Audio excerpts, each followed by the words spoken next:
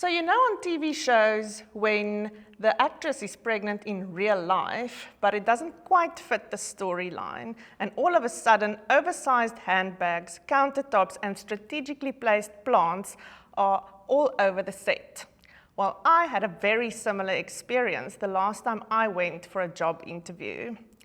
While I contemplated the ethical implications of not disclosing this information, I was determined not to say a word. But 2 hours later, and an interview that felt like brunch with my bestie, I spilled the beans. I went home and I thought, I'm never going to hear from her again.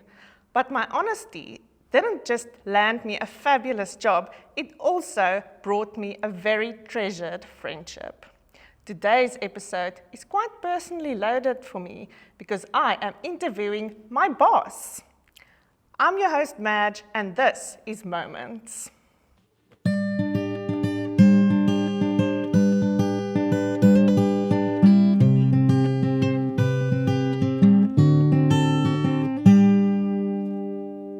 With me today is Leanne Singer. Welcome, Leanne, and thank you for joining me. Hello, Madge. It's a pleasure to be sitting here and being part of this new beautiful part of your story and this great new chapter that you're writing. Thank you. Leanne is the Sales and Marketing Director of the Singer Group. She's the chairperson of Fedasa Cape, and she's on the board of Cape Town Tourism and Glendale Home. She's also a mommy of 3. If that's not an impressive bio, I don't know what is. Leanne, friendships at work is such a bonus, and I feel so lucky to work for you because you're so approachable and understanding, and you've given me so much grace, especially when my kids were babies. Did become a mother yourself change your perspective on workplace dynamics? Wow, it sure did, Madge. I used to be that young solo girl who used to be so freaking judgy about all the working moms who got to take leave during the school holidays, who didn't have to always work the after hours. I had to pick up the weekends. Little did I know what these moms were going through to try and have a career and raise children. So it has given me a totally different perspective on how powerful women actually are. It's given me the grace to look at these women and realize the sacrifices that we have to make when we choose the right to have a professional career, to look after that part of our personalities, and then to have the choice to raise children. So it's given me grace, and it's given me the knowledge knowing that appointing a working mom is the best commercial decision you can do in your business because there is nobody who gets a job done like a working mom. That is so true. I've seen it so many times because we know how to juggle, we know how to manage our time, and we know how to pull a rabbit out of a hat in the nick of time. 100%, which are all the characteristics you want when you're looking for a colleague, right? You're looking for maximum productivity, you're looking for creativity, you're looking for problem solving, you're looking for grace, you're looking for empathy. And who better to do all of that than a mom? Yeah, if our children didn't teach us that, I don't know what will. So, for me, having great friends at work is the difference between the Sunday blues or not. What, from a personal point of view and a leadership role, what do you think are the benefits of great relationships at work? Well, firstly, I often said at work, we probably spend more time together than what we do with our families, right? The demands of what work demands from us in this day and age, and particularly our industry being tourism. So you've got to like the person that you're spending all of this time with. You got to have mutual values. You've got to like them. And most importantly, we have to have a sense of humor. There has to be a human connection. I would hate to have a team who don't like coming to work, who have that knot in their stomach when they come to work on a daily basis. Because I know they're not going to show up in their best possible self, not as a human being, and not in the delivery that they have to do with the rest of the team. So for me, it's very, very important to make sure that you're comfortable at work, you can 100% be yourself. And what I always say to the team is, I want to create that space where you are enjoying what you're doing, right? Then you're good at what you're doing, and that's what the business needs. And we don't get that right often. I mean, that's like nirvana. But if we can all constantly strive for that, we're going to be filled. We're going to be ticking Maslow's boxes from the bottom to the top. If we can find that sweet spot where everybody gets to be themselves, they're enjoying what they're doing, they're good at it, and it makes the business better. So that ticks a leadership box, and from a personal human being point of view, because you know that for me, because it's a family business, because this is a culture that we're building, I do want people that share my values, that share my sense of humor, and that look forward to coming to work, because ultimately it's our family name that's attached to it, and I want people to be part of that family. We are so lucky because so many places are not like that at all, especially in the corporate world. It's quite competitive and even cutthroat, especially for women, unfortunately. Why do you think we default to comparing ourselves, and why do we have this need to win professionally?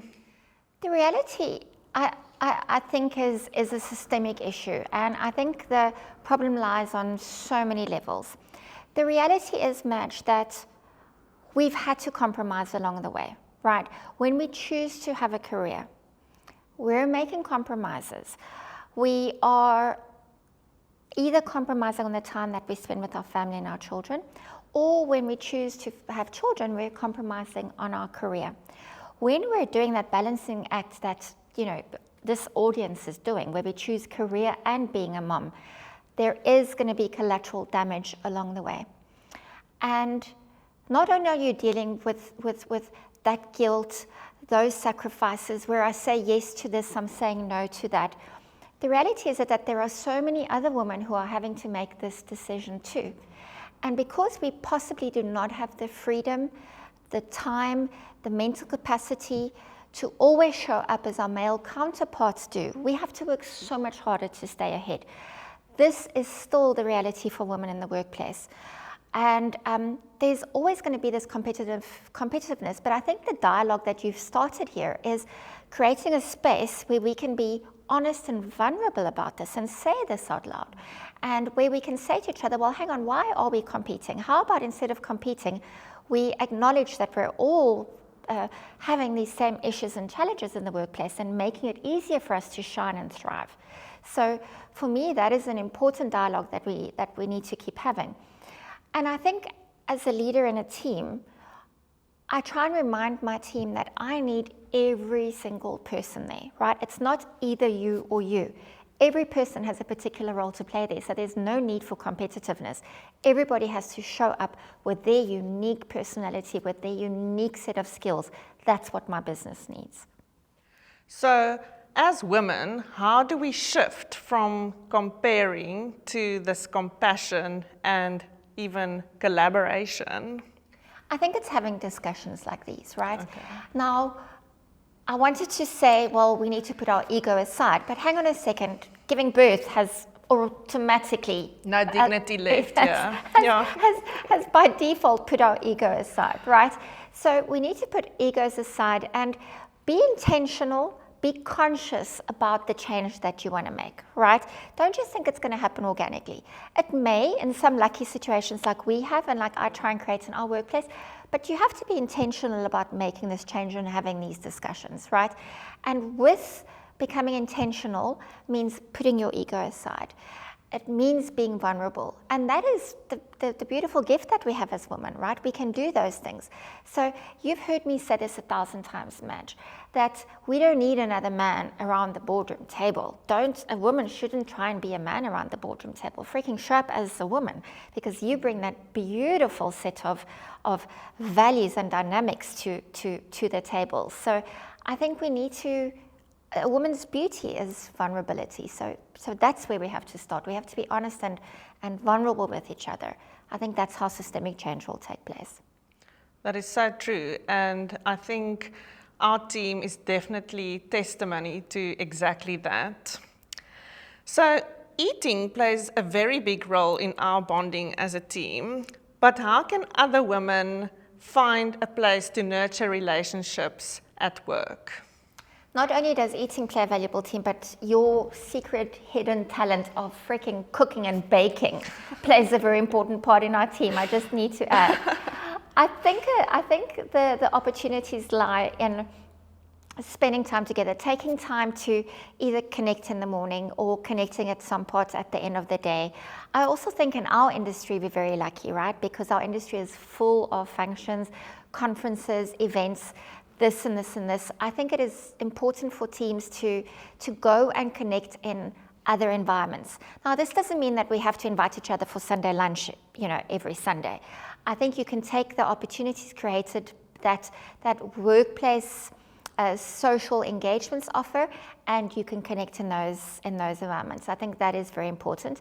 And then you could take opportunities co-learning together. Right? I think those are great opportunities, whether we decide to do this online training session together or do this webinar together or attend this conference together. I think those are very important opportunities that happen organically. Because often when you try and force these scenarios, it becomes forced, it feels unnatural. I also think that what was hard for us, we turned into a positive, where we created a space because that dreaded C word that I said I never want to bring back into a conversation, but because that forcibly separated all of us. When we got together again, the time was so special for us to connect. We really appreciated physically being together again, that we made a lot of effort in connecting on different levels. I do also feel like that shared trauma kind of also brought teams together in a very significant way. 100%. I mean, there's a reason why people call it trauma bonding, right? I mean, my favorite story about you, Madge, is how when you were pregnant, I think you had your baby. You hadn't even worked for us for how many days before it was lockdown? So it was how long before you were physically working with us? So I worked 4 months, and then I went on maternity leave for another 4 months, and then it was, I think, a week before lockdown, and then we only went back in September, so it was 11 months. Yeah, before we were in person. Yeah. Crazy. It is a crazy story, but I mean, there are so many of those in that specific period. Yeah, 100%. How do women differentiate between real connections, convenient friendships, and being abused at work? Because I think the sad reality is that people do use each other to get certain things done at work. Sure. I think the basis, one often has to remind oneself, how did this friendship originate, right? What is the catalyst for this friendship? Let's not use the word friendship, actually. Let's use the word relationship, because as I always say, that every relationship has responsibilities on both sides of the spectrum. You have a responsibility towards me, I have a responsibility towards you. I think that boundaries are very, very important, and this is something that women generally struggle with, right? And if we bring in the dynamics of being a working mom, having to often ask for flexibility in terms of, I've got to go do this, I've got a sick child, I've got this, one always feels sort of on the back foot. So there's a very fine line between setting my boundaries, but needing flexibility, wanting to prove that I am worth and I'm not sacking off, and then not being taken abuse of. So I think it is very important that you as a manager and as a leader, that you acknowledge which members of your team feel that need for that type of recognition, which is not going to serve anybody, where they're willing to give so much, but at the end of the day, that's going to be to the detriment of them and yourself. I've been in situations like that where I realize that a colleague has given so much, but it's actually got to a point where it's not serving her and not serving me, right? So I think conversation and dialogue is very, very important. And as a leader, you have to identify and encourage your colleagues to set those boundaries for themselves. You and I have had many situations within our teams where it's been very, very hard, and it's been growth in everybody, for everybody involved to to set those boundaries, but we know that it's harder to renegotiate boundaries, right? So have those tough conversations up front, set those boundaries up front. And you don't necessarily have to prove your worth by working the longest or working the hardest. What are my KPIs, and am I delivering on my KPIs? And that should be the area where I'm assessed at. I saw an analogy recently about friendship being like a tree. Like the leaves are temporary and seasonal. It's people who come in your life and you have fun, and as soon as the wind blows, they're gone. And then there are other people who are like the branches, and they give a bit more support, but they also crack under pressure. And then there are those people who root you for life, the roots. And I've had very meaningful, profound relationships at work before, but inevitably, when you don't work together anymore, you do drift apart. We keep in contact, but it's not that strong bond we had when we were together every day. So do you think proximity actually plays such a large role, or why do we drift apart from ex-colleagues? I think, could it have to do with trauma bonding in the workplace? No, I'm joking. I think the reality is proximity certainly does play a role. You know, I've experienced it with my team when I took on all of these other roles that I took on. I have missed being part of the team. I have missed physically being with my team on a more regular basis. Now, the pandemic set us up for it, but if you still have to ask me where is my happy place, it's around a table with you guys where we're focusing on the task at hand, your dry, beautiful sense of humor, and then our lunch orders, right? That is still for me my happy place, where I would choose to spend most of my time. But the reality is that proximity is important. Yes, we have online meetings, we have the opportunity to connect like that, but sitting with someone, the energy that just cannot be communicated through a screen is just impossible. So one has to make an effort, right? And then again, life gets so busy, and it's so weird because we tend to neglect friendships more than any other relationships in our lives, right? Because we sort of assume, well, they know I love them, so they're okay if I don't contact them for 6 weeks because they know I love them. But we only do that with friendships. Yeah, it's right? weird. We don't do it with other relationships, and I haven't managed to sort that out yet because I always feel my friends are going to extend me that grace, whereas my boss is not going to extend me that grace, or my kids certainly are not going to extend me that grace. But that's no excuse. That's no excuse. We have to make an effort because I've seen with friendships, if you don't physically spend time with each other, you are going to drift apart. As much as I hate to admit it, it is the case. And especially if the relationship started with another transaction in mind. If it started as a work relationship, for example, you have to put in extra effort when you're not together like that anymore. Yeah, that's very true. And I've also experienced it firsthand, like I just said, and it's about making that effort. 100%.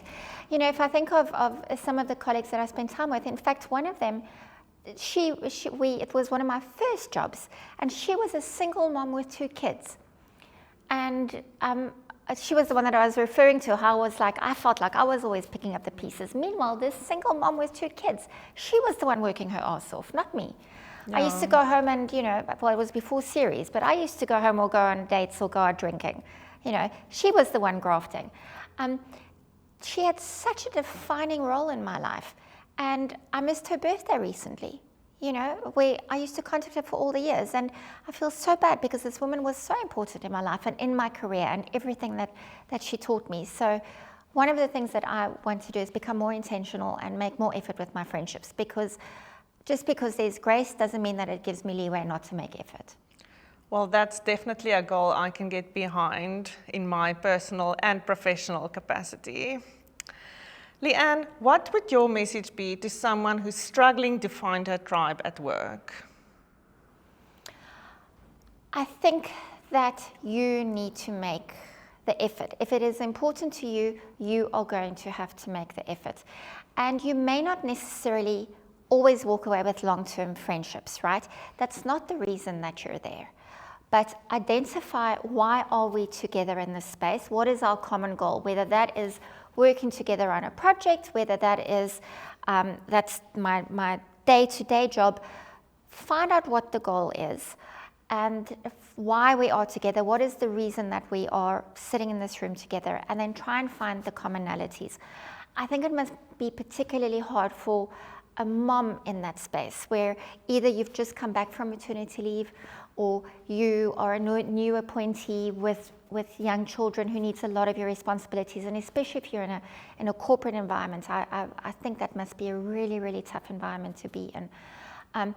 I would say that you need to find an ally somewhere, right? You got to find one person. Find your ally, find that one person who you think is the person that I can connect with and be vulnerable and perhaps share some of your struggles. And then slowly grow the space like that. But I'm acknowledging 100% that has got to be a very tricky environment to be in. And then perhaps, try something like, if they're talented like you, bring some baked goods, because that's always a way to somebody's heart. It's definitely worked for me in the past. So you've been outspoken about creating more mom-friendly workspaces. What can women leaders do to create corporate environments that's more mom-compatible? I think the first thing is, as a leader or as a business owner, is to look at how do I measure my team's performance? Is it the number of hours that they sit at work, or is it against output and their KPIs? That's the quickest change to make, right? I would hate to have somebody sitting at work, firstly sitting in traffic for hours just to be at work at a particular time. That's wasted time for everybody involved. And it's soul destroying, and there is no purpose for that whatsoever.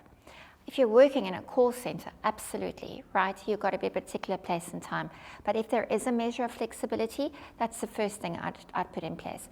Secondly, use the technology that is available to measure your team's output and performance, so that you don't necessarily look at the number of time that they spend online, but again, you measure it against their output. I would then also look at creating an environment where you acknowledge equality now and equal opportunities. Now, when people hear those words, they always think, well, where remuneration is the same, everybody has the same opportunity to apply for everything, but it doesn't always mean equal is the same. I'm going to use an extreme example to demonstrate. If you look at a woman working in the liquor industry and working in a bar, right? Is it possible for that woman to have exactly the same equal opportunities to a male counterpart? No. How do we create an environment where a woman who is 7 months pregnant can still work behind a bar because it's a career for her? What environment to create so that she can still show up in her career and grow professionally and not be held back just because she's pregnant? Or a woman in our industry working as a chef, right? It can't be equal. It has to be different, but it's got to allow equal opportunities. So it looks different for every industry, but the message that I want to give you is equality does not necessarily mean the same for everybody. It's got to be adjusted for the particular industry you're working in, for the particular role that you're fulfilling in that business. And leaders, business owners, managers need to realize that studies have shown a diverse workplace with working moms literally means better performance for shareholders. The entire productivity, revenue, expense cutting, everything looks better when you have a diverse workplace, and that includes working moms. That is so true, Leanne, and I think you are in many ways ahead of your time. If more people could think the way you do, we'd see less moms giving up dream jobs, leaving the workforce, or giving up promotions even for someone else just so she have more time with her family. And Madge, imagine we all use the word brain drain when we talk about South Africans leaving the country, but the brain drain within our country. Yeah, women who have skill sets. 100%, they've studied for years, they are all that experience that's lost to the South African economy because these things are overlooked. It is just nonsensical to me. And what's also very profound is the loss of mentorship for younger employees. It's so right. You and definitely one or two other women I've worked with has made such a big impact on my life, not just professionally, but as a mom and as a wife and a friend. I can't imagine not having those more senior people, I won't say older. She knows what's good for her. Senior leaders who's shaped me as a human being. And You know, so I guess if you've been privileged enough to have been following in the footsteps of a woman like that, learn from a woman like that, we just need to continue doing that. But women know this message. The message needs to go to the allies in the room, to the men in the room. We need men to become allies to this. And this is not about, gender empowerment or Women's Day. What have I always said? Freaking we'll know that there's success when we no longer have Women's Day, right? Yeah. That's when we'll know that there's been systemic change, is when we no longer need to have a Women's Day, okay? I think that we need to have these conversations, and I think the day that you have a man sitting here, then we'll know that that's success. okay, we'll hold our breath until that day comes. Leanne, thanks so much for joining me. I think our listeners are definitely they're gonna feel what you said, because it's so profound and it's so meaningful, and I think they'll relate to it very, very deeply. Thank you very much. Which brings us to the final 5, and these are 5 questions that every single guest on Moments have to answer. So Leanne, which part of your human experience, or what I like to call the HX, has been changed the most by having children? My ego. I lost my ego. And it has been the most liberating thing. As much as we think, oh, it's not, to not have an ego, to actually not care what people think, is so liberating. It's a gift. I think that's something you taught me too, and I can agree 100%. What are you most grateful for on your mom journey? I have a child with special needs, and I'm really grateful that I was chosen to be his mom, because I look at myself and I think, somebody up there really liked me, because I have this really incredible kid and they chose me to raise this human being. So I'm really, really grateful for that. That's so beautiful. What would you do differently in hindsight? I would, as a mother and in the workplace, choose connection over correction. That's what I would do differently in life. And that's something I say to myself all the time. Connection over correction. That's a lesson I think we all can take home. Especially when you walk into your home. Yeah. So, what are you telling your own kids about parenting? Do you want the PR answer or the real answer? What I'm telling them is that the greatest gift of parenting is you have no idea how loved you are until you've had children. Like, I know that people love me. I know people, and I know my children love me, and I know my parents love me, but until you've had your own child, you have no idea that somebody loves me so much, that my parents love me this amount is the most profound feeling. And you only experience what real love is when you have your own child and you realize my parents loved me this way. Yeah, that's very, very true. Mm-hmm. So, what is your North Star when you make parenting decisions? Something that I've learned the hard way, Madge, and it's only recently become my North Star, and that is I can communicate my values, I can't enforce my values, which is very hard because we think that with our partners, with our friendships, with something we give birth to, automatically they've got to have my values, my likes, what I believe in. The universe doesn't always have that in store. So my lesson to myself, my new North Star, which I'm really learning to follow now, is communicate your values. You can communicate your values. You must communicate your values, but you can never enforce your values. Leanne, thanks again for sharing your wisdom and being so inspirational and being such a great mentor for me and coming here to share this with the listeners today. It's such a pleasure, Madge. You know, when I met you, I went back to the team and I said, I found our perfect teammates. I've found everything that I've looked for. Oh, and by the way, she's pregnant. I'll never forget the looks on their faces. They thought I was mad, but I knew that I was making the best possible decision. And then a few days later, I walked into you at the Cure concert and the deal was done. I knew that I have a kindred spirit. I will never regret telling Leanne that I was pregnant, because not only have I had 6 years of fun memories, great marketing campaigns, and profound insights into the human experience. And I cannot stress this enough. Find your tribe at work, because Sunday blues is just not worth it. Bye. I was told to sleep when my baby sleeps. Sibu says at 6 months, baby should be sitting up. The group chat says their babies sleep through the night. They say it's important to show control at all times.